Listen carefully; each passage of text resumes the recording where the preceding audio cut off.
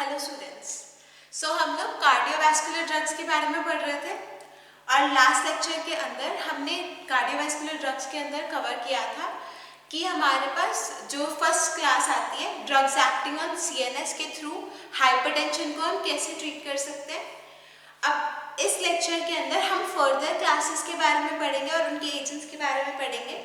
तो बेसिकली इस लेक्चर के अंदर हम 5 क्लासेस ऑफ ड्रग्स कवर करेंगे: ganglionic blockers, adrenergic neuron blockers, adrenergic receptor blockers, vasodilators और calcium channel blockers। तो अभी ये जो सारे हमारे पास ड्रग्स हैं ये हम इंडिविजुअली एक बारी जब हम एड्रेनर्जिक ड्रग्स के बारे में पढ़ रहे थे और गैंग्लियोनिक ब्लॉकर्स के बारे में पढ़ रहे थे तब हम एक बार इनको पढ़ चुके हैं और उनके अंदर हमने यूज के अंदर पढ़ा था कि ये जो ड्रग्स हैं ये हमारे पास as anti hypertensive agents use होती है, राइट। इस लेक्चर के अंदर बहुत ब्रीफली बात करेंगे इन ड्रग्स के बारे में और कैसे क्या मैकेनिज्म ऑफ एक्शन रहता है, कौन से एजेंट्स जो हैं वो हमारे पास potent anti hypertensive effect show करते हैं। Let's begin. हमारे पास जो सबसे पहली वाली क्लास है दैट इज गैंग्लियोनिक ब्लॉकर्स।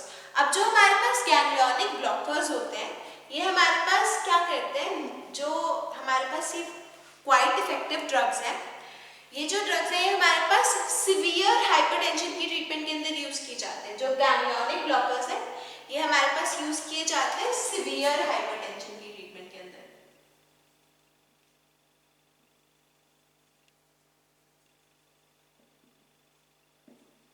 और हमारे पास इफेक्टिव ड्रग्स हैं। अब इनका मेजर मैकेनिज्म ऑफ एक्शन क्या रहता है? जो गैंग्लियोनिक ब्लॉकर्स हैं वो निकोटिनिक रिसेप्टर्स जो गैंग्लिया के ऊपर प्रेजेंट होते हैं उन रिसेप्टर्स को ब्लॉक कर देते हैं। लेकिन हमारे पास जो गैंग्लियोनिक ब्लॉकर्स हैं, अब निकोटिनिक रिसेप्टर्स जब हमारे पास ब्लॉक हो जाते हैं तो अल्टीमेटली हमारे पास एंटर हाइपरटेंसिव इफेक्ट आता है।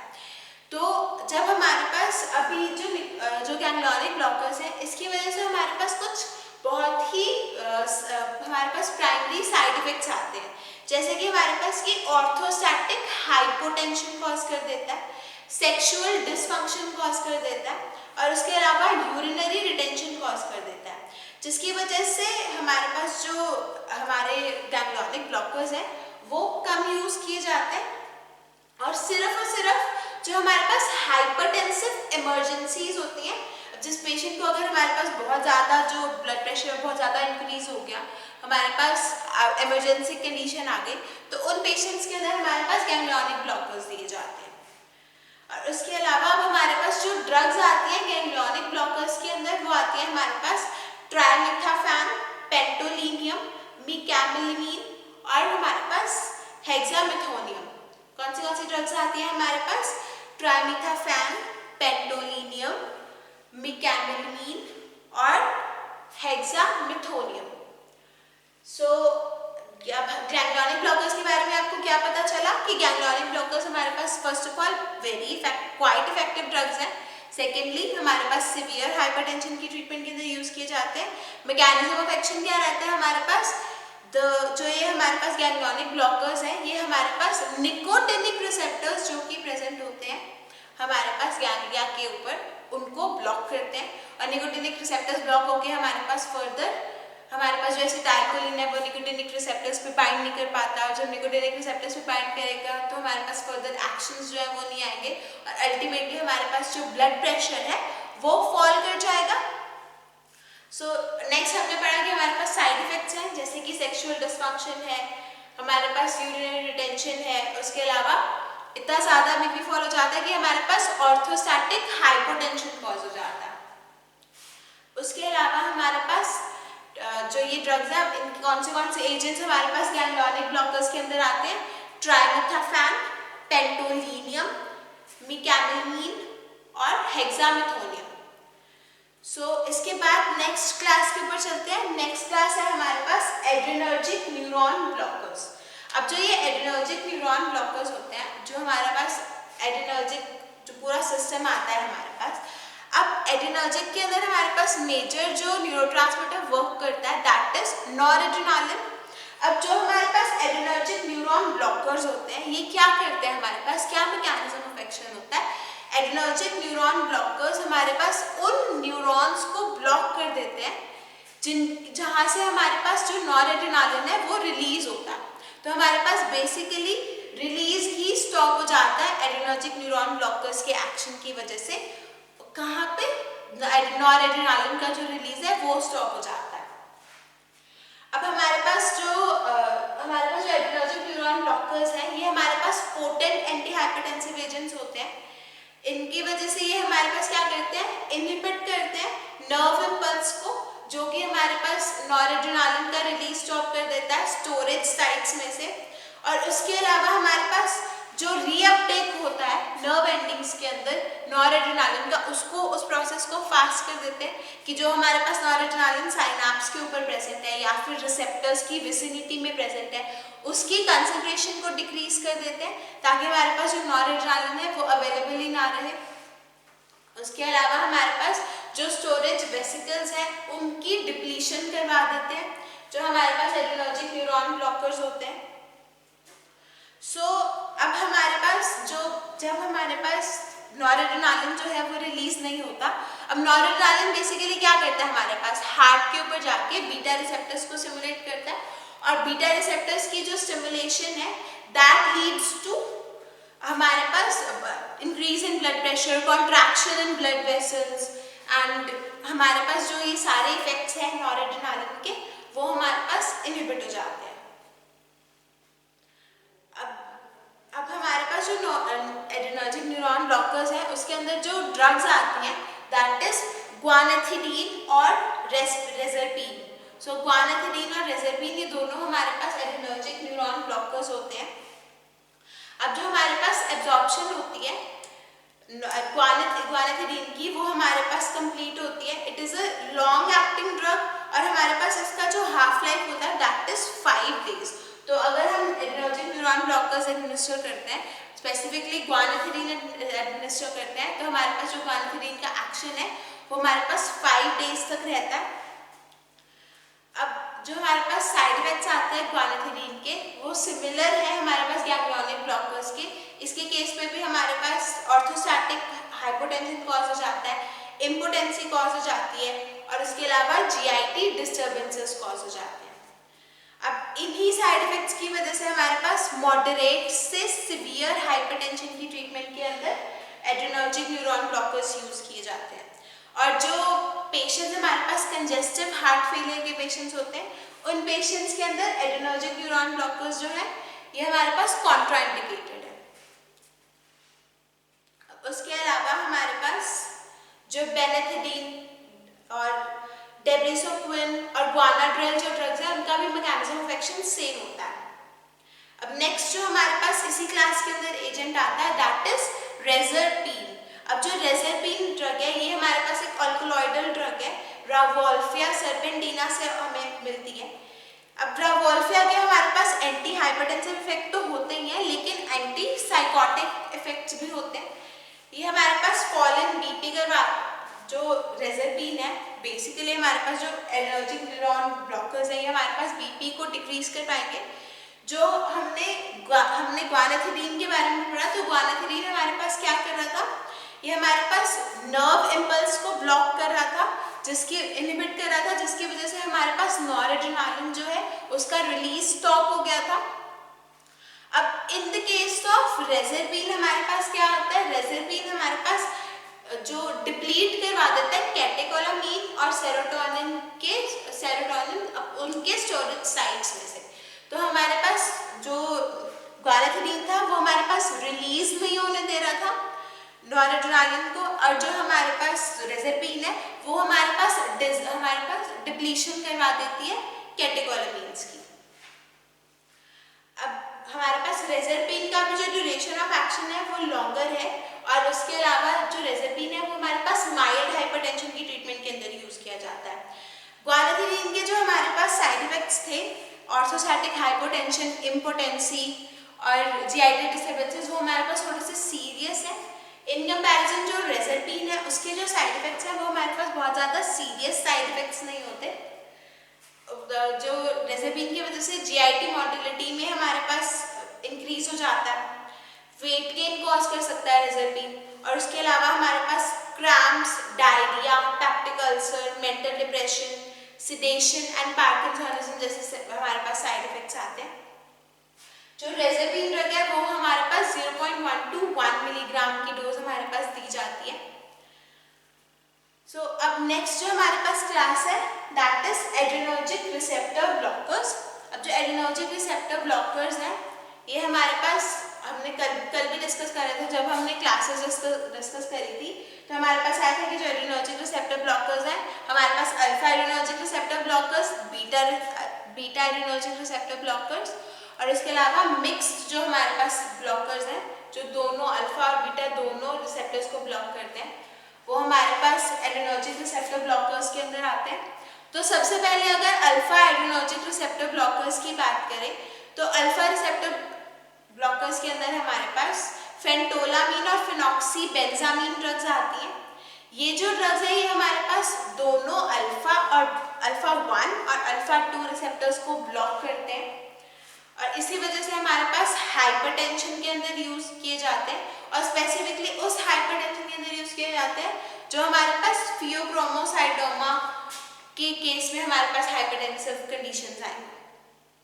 उसके अलावा हमारे पास प्राजोसिन जो ड्रग है, प्राजोसिन हमारे पास सिलेक्टिवली अल्फा 1 रिसेप्टर्स को ब्लॉक करती है, आर्टीरियल प्रेशर को डिक्रीज कर देती है और इसी वजह से हमारे पास आर्टीरियल प्रेशर डिक्रीज जाएगा तो जो हमारे पास हाइपरटेंशन है उसके अंदर हम प्राजोसिन को यूज कर पाएंगे।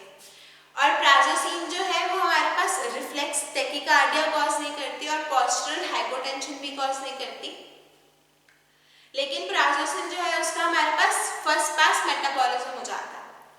अब प्राजोसिन के अलावा हमारे पास टेराजोसिन भी अल्फा रिसेप्टर ब्लॉकर्स में आता है। टेराजोसिन भी हमारे पास अल्फा 1 जो रिसेप्टर्स है उनको सिलेक्टिवली ब्लॉक करता है और हमारे पास ये स्ट्रक्चर एनालॉग होता है प्राजोसिन का ही हमारे पास, लेकिन इसकी जो डोज होती है वो हमारे पास इन कंपैरिजन टू प्राजोसिन कम रिक्वायर्ड होती है। नेक्स्ट जो हमारे पास क्लास आती है दैट इज बीटा ब्लॉकर्स। अब जो बीटा ब्लॉकर्स होते हैं वो हमारे पास क्या करते हैं, बीटा रिसेप्टर्स जो कि हार्ट के ऊपर प्रेजेंट होते हैं उनको हमारे पास इनहिबिट करते हैं और हमने पढ़ा था कि बीटा रिसेप्टर्स जो है वो हमारे पास किसके लिए रिस्पॉन्सिबल होते हैं, beta receptors are responsible for stimulation of heart. तो जब हमारे पास बीटा रिसेप्टर्स ब्लॉक हो जाएंगे तो हमारा हार्ट जो है वो स्टिमुलेट नहीं होगा, हमारे पास फोर्स ऑफ कंट्रैक्शन इंक्रीज नहीं होगा, कार्डियक आउटपुट इंक्रीज नहीं होगा और हमारे पास जो ब्लड प्रेशर है वो भी इंक्रीज नहीं होगा और हमारे पास हाइपरटेंशन की हम ट्रीटमेंट कर पाएंगे बीटा रिसेप्टर ब्लॉकर्स को यूज करके। अब हमारे पास जो बीटा रिसेप्टर ब्लॉकर्स हैं वो मेजरली हमारे पास कार्डियक आउटपुट और कार्डियक एक्टिविटी को डिक्रीज कर देते हैं। उसके अलावा हमारे पास प्लाज्मा रेनिन एक्टिविटी जो है उसको भी डिक्रीज कर देते हैं बीटा ब्लॉकर्स और जो सेंट्रल बीटा रिसेप्टर्स हैं उनको भी ब्लॉक कर देते हैं और इसी वजह से हमारे पास जो बीटा रिसेप्टर्स हैं वो माइल्ड से लेके मॉडरेट हाइपरटेंशन के अंदर यूज किए जाते हैं। हमारे पास कुछ स्पेसिफिक साइड इफेक्ट्स आते हैं बीटा ब्लॉकर्स के जैसे कि ब्रेडिकार्डिया और ब्रोंकोस्पैज्म्स, जिसकी वजह से हम अस्थमैटिक जो पेशेंट्स हैं हमारे पास उनके अंदर हम बीटा ब्लॉकर्स यूज नहीं कर पाते। बीटा ब्लॉकर्स के अंदर हमारे पास ड्रग्स आती है प्रोपैनोलॉल, एटीनोलॉल और मीटोप्रोलॉल। अब प्रोपैनोलॉल जो ड्रग है वो हमारे पास 20 to 40 mg thrice in a day prescribe की जाती है generally in the case of mild to moderate hypertension और मीटोप्रोलॉल हमारे पास 100 to 200 mg 2 times a day prescribe की जाती है और इसके अलावा एटीनोलॉल जो है वो हमारे पास 50 to 100 mg प्रिस्क्राइब की जाती है। और जो हमारे पास बीटा ब्लॉकर्स है वो हमारे पास हाइपरटेंशन के अलावा एंजाइना, सुप्रावेंट्रिकुलर एरिथमियास और थायरोटॉक्सिकोसिस के अंदर भी यूज किए जाते हैं। नेक्स्ट जो हमारे पास क्लास आती है ड्रग्स की दैट इज मिक्स्ड ब्लॉकर्स और मिक्स्ड ब्लॉकर्स के अंदर हमारे पास जो एजेंट आता है दैट इज लाबेटालॉल। अब जो लाबेटालॉल हमारे पास एजेंट है ये हमारे पास अल्फा एड्रेनर्जिक रिसेप्टर्स और बीटा एड्रेनर्जिक रिसेप्टर्स दोनों रिसेप्टर्स को ब्लॉक करता है और हमारे पास जो लाबेटालॉल है वो कोई रिफ्लेक्स टैकीकार्डिया हमारे पास कॉज नहीं करता और ये कार्डियक आउटपुट को भी डिक्रीज नहीं करता।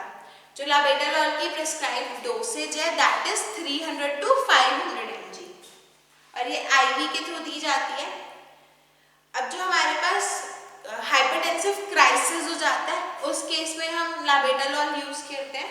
और लाबेटालॉल के अलावा हमारे पास कार्वेटिलॉल और डेलालॉल हमारे पास दो और ड्रग्स हैं जो कि हमारे पास मिक्स्ड ब्लॉकर्स के अंदर आती है। अल्फा रिसेप्टर्स को भी और बीटा रिसेप्टर्स को भी हमारे पास ब्लॉक करती है। सो नेक्स्ट जो हमारे पास क्लास आती है दैट इज वेसोडाइलेटर्स। अब जो वेसोडाइलेटर्स हमारे पास क्लास होती है, वेसोडाइलेटर्स हमारे पास क्या करती हैं, जो हमारे पास आर्टीरियल ब्लड वेसल्स होती हैं उन ब्लड वेसल्स को डायलेट कर देती हैं।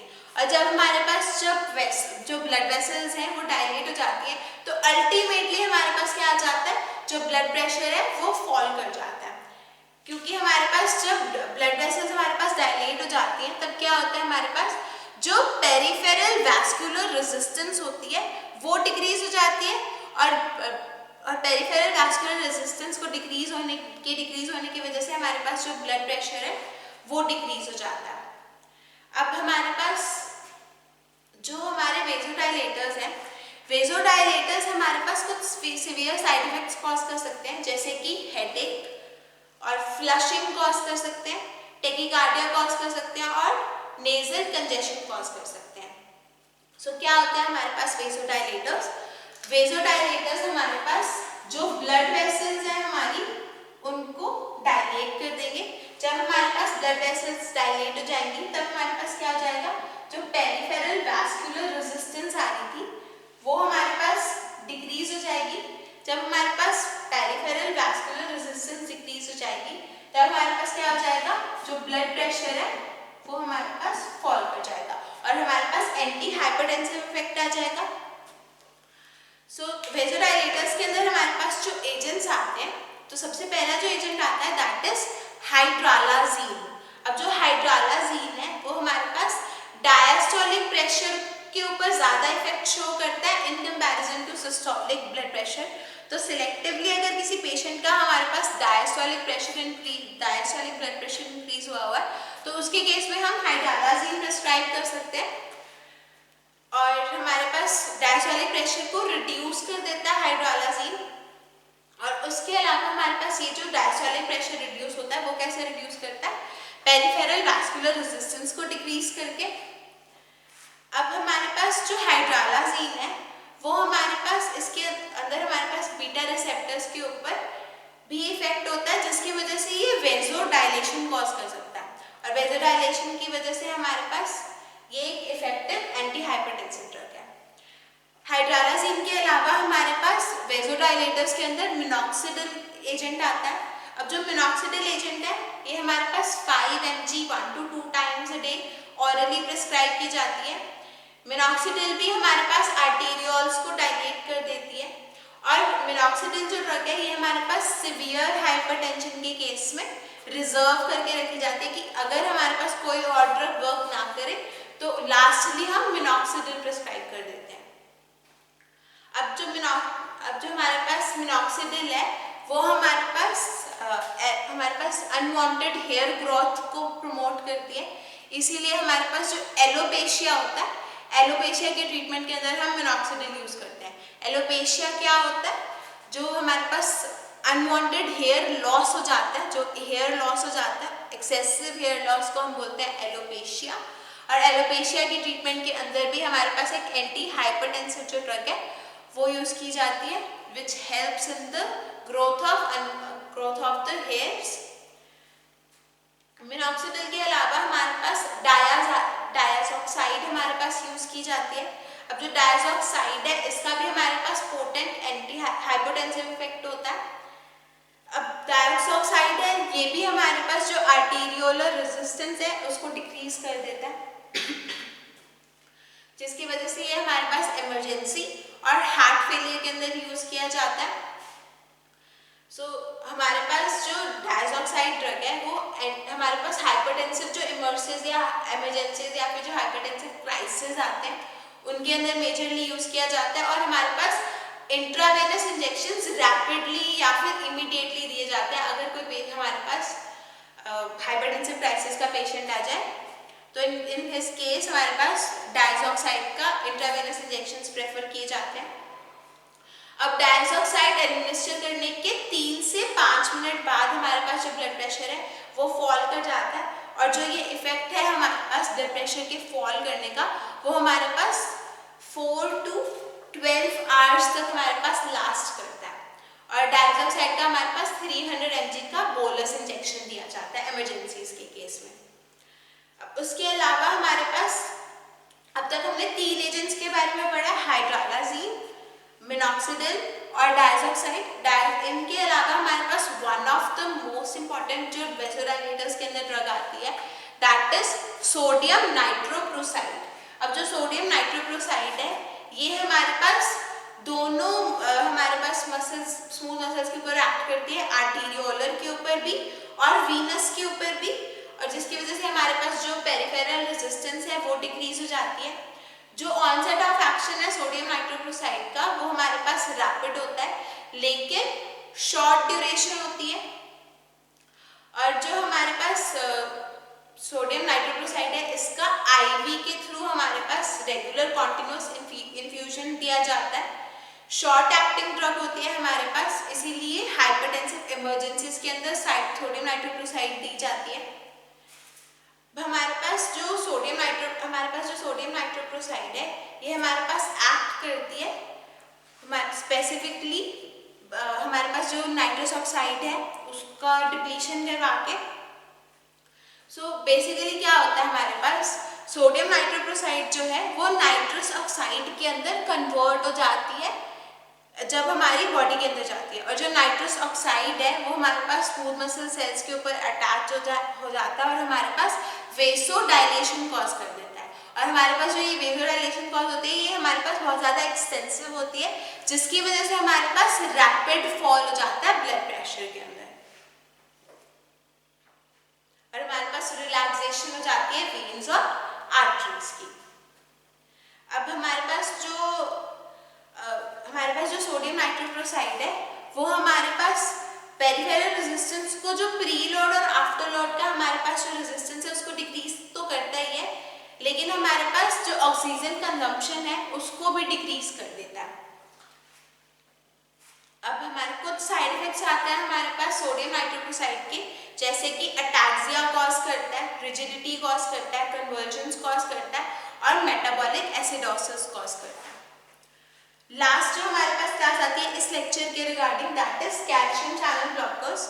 अब जो कैल्शियम चैनल ब्लॉकर्स हैं इसके अंदर हमारे पास निफेडिपिन, विरापामिल, डिल्टियाज़ेम जैसी ड्रग्स आती हैं। तो हमारे पास जो ये कैल्शियम चैनल ब्लॉकर्स हैं ये भी हमारे पास क्या करते हैं, फोर्स ऑफ कंट्रैक्शन को डिक्रीज करा देते हैं हार्ट की, कैल्शियम के चैनल्स को ब्लॉक करके।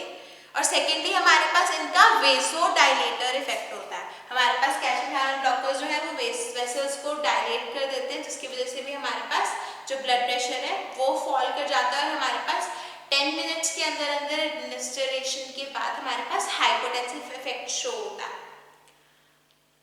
अब उसके अलावा हमारे पास ये जो ड्रग्स हैं ये हमारे पास जो सीवियर हाइपरटेंशन है उसके केस में यूज किया जाता है, और उन पेशेंट्स के अंदर जो हमारे पास कैल्शियम चैनल ब्लॉकर्स दिए जाते हैं जिन पेशेंट्स के अंदर हमारे पास जो रीनल फंक्शन है वो इम्पेयर्ड हो, या फिर अस्थमा के पेशेंट्स हैं जिनको हाइपरटेंशन हो गया है, या फिर प्रेगनेंसी के टाइम पे अगर हाइपरटेंशन हो गया है, या फिर हमारे पास डायबिटीज वाले पेशेंट को हमारे पास हाइपरटेंशन है तो हमारे पास कैल्शियम चैनल ब्लॉकर्स दिए जाते हैं। और जो निफेडिपिन ड्रग है इसकी हमारे पास 10 to 20 mg डोज जो है वो प्रेस्क्राइब की जाती है। सो इस लेक्चर के अंदर हमने 5 classes of anti hypertensive drugs के बारे में पढ़ा, हमने एजेंट्स पढ़े कौन से हैं, और हमने एक बेसिक मैकेनिज्म ऑफ एक्शन और साइड इफेक्ट्स के बारे में पढ़ा हर क्लास के बारे में। सो नेक्स्ट लेक्चर के अंदर हम फर्दर क्लासेस जो है हमारे पास डायरेटिक्स से स्टार्ट करेंगे for the treatment of hypertension. Thank you.